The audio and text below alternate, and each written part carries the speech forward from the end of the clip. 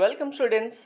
ఇప్పటి వరకు CSC seats increase అవుతున్నాయి లాస్ట్ 3 ఇయర్స్ ఉంటే అంటే కనుక ప్రతి కాలేజీలో సీట్స్ ఇంక్రీజ్ చేసుకునేవాళ్ళు.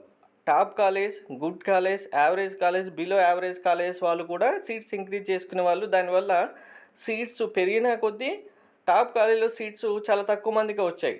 కానీ ఈ ఇయర్ అలా కాకుండా ఓన్లీ టాప్ కాలేజ్లోనే సిఎస్సి సీట్స్ 10,000 వరకు కొత్తగా రాబోతున్నాయి, ఇంక్రీజ్ చేయబోతున్నారు. దీనికి సంబంధించి కంప్లీట్ డీటెయిల్స్ మీకు ఈ వీడియోలో ప్రొవైడ్ చేస్తాను. వీడియో స్కిప్ చేయకుండా చూడండి, లైక్ చేసి తప్పకుండా షేర్ చేయండి. కౌన్సిలింగ్ సంబంధించి మీకు కంప్లీట్ గైడెన్స్, మెంటర్షిప్ కావాలంటే డీటెయిల్స్ డిస్క్రిప్షన్లో ఇస్తాను.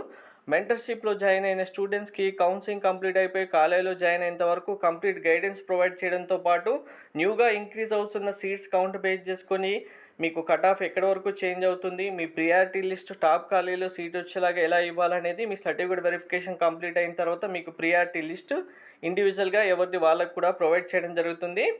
ఆల్రెడీ సిబిఐటి కాలేజీలో సీట్స్ ఇంక్రీజ్ అయిన కౌంట్ కూడా మీకు వీడియో చేసి చెప్పడం జరిగింది. ఆ వీడియో చూడకపోతే డిస్క్రిప్షన్లో ఇస్తాను చూడండి. సిబిఐటిలో ఒక సిఎస్సి బ్రాంచ్లోనే సీట్స్ డబుల్ చేసుకున్నారు. అలానే ఇప్పుడు సీట్స్ ఇంక్రీజ్ చేసుకోవడానికి ఏఐసిటిసి పర్మిషన్ ఇవ్వడం జరిగింది.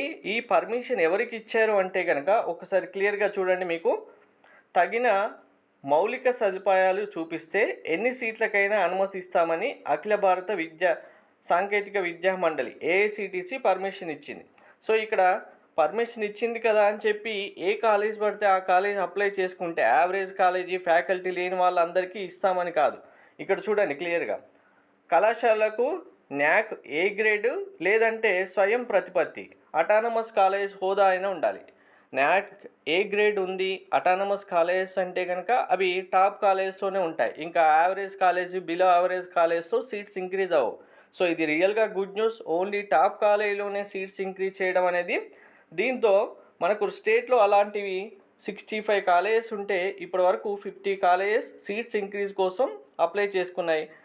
కొన్ని కళాశాలలు 300 నుంచి 400 కొత్త సీట్లకు దరఖాస్తు చేసినట్టు తెలుస్తుంది. సో దీనికి సంబంధించి పర్మిషన్ అనేది 10th వరకు కంప్లీట్ అవుతుంది. అయిన వెంటనే టోటల్గా ఎన్ని సీట్స్ వస్తాయనేది కౌంట్ రాబోతుంది. ఇందులో 10,000 వరకు సీట్స్ వస్తాయి. అంటే ఇక్కడ మనకు ఎన్ని కాలేజెస్ అప్లై చేసుకున్నాయి టాప్ కాలేజెస్లో ఉన్నవి అన్నీ అంటే 50 కళాశాలలు, ఒక్కొక్క కళాశాలకు 300 నుంచి 400 సీట్ల కోసం అప్లికేషన్ సబ్మిట్ చేసాయి. కాబట్టి ఓవరాల్గా కౌంట్ చేసుకుంటే ఇంకా 10,000 సీట్స్ వరకు రాబోతున్నాయి అనేది క్లియర్గా ఇక్కడ మెన్షన్ చేయడం జరిగింది. అండ్ మీకు న్యూ కాలేజ్ కూడా వస్తుంది, గవర్నమెంట్ కాలేజెస్ అనేది కూడా ప్రీవియస్గా నేను చెప్పాను. దీనికి సంబంధించి కూడా వీడియో చేశాను. మనకు government first time government run చేయబోతున్న కాలేజ్ పాలమూరులో వస్తుందని వీడియో చేశాను. దానికి సంబంధించి కూడా డీటెయిల్స్ ఇచ్చారు చూడండి. 180 సీట్స్ ఇంక్రీజ్ అవుతున్నాయి. ఈ సీట్స్ కూడా ఈ ఇయర్ కౌన్సిలింగ్లోనే ఉండబోతున్నాయి. కోస్కి ప్రభుత్వ పాలిటెక్నిక్ కళాశాల ఇంజనీరింగ్ కళాశాలగా మార్చారనేది.